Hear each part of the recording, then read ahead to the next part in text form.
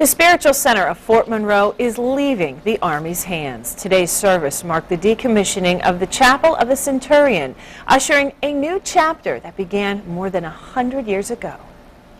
The Sunday service began like any other. For 153 years, hymns. For 153 years, prayers. In our transition of the installation to civilian control. But this service is not like the others. Someone said when they heard the altar Bible close, it was like closing the lid of a coffin. I thought that was quite interesting because in some respects it is the end of a chapter of this military congregation. But also, on the other end, it's a celebration.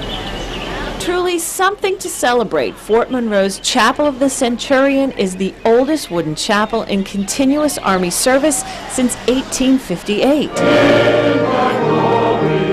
No one better understands the chapel's importance to its congregation than Nettie Lamb. She worked there for 43 years. Been through many wars here, Vietnam, Desert Storm, a lot of grief with that, a lot of support for the families and the soldiers. As the chapel moves on, so does Lamb. She's retiring soon and will carry with her quite a menagerie of personal memories. Herding sheep for the nativity scene. Getting the sheep, the donkey would get loose, catching the donkey with the MPs. May the Lord be gracious to you. May the Lord turn his face towards you.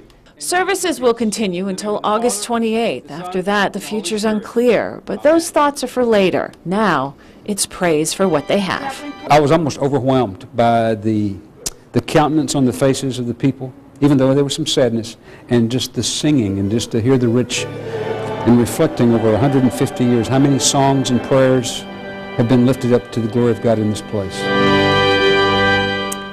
And the hope for the congregation is it will continue. Fort Monroe will operate until September 15th when the installation will transfer to the state.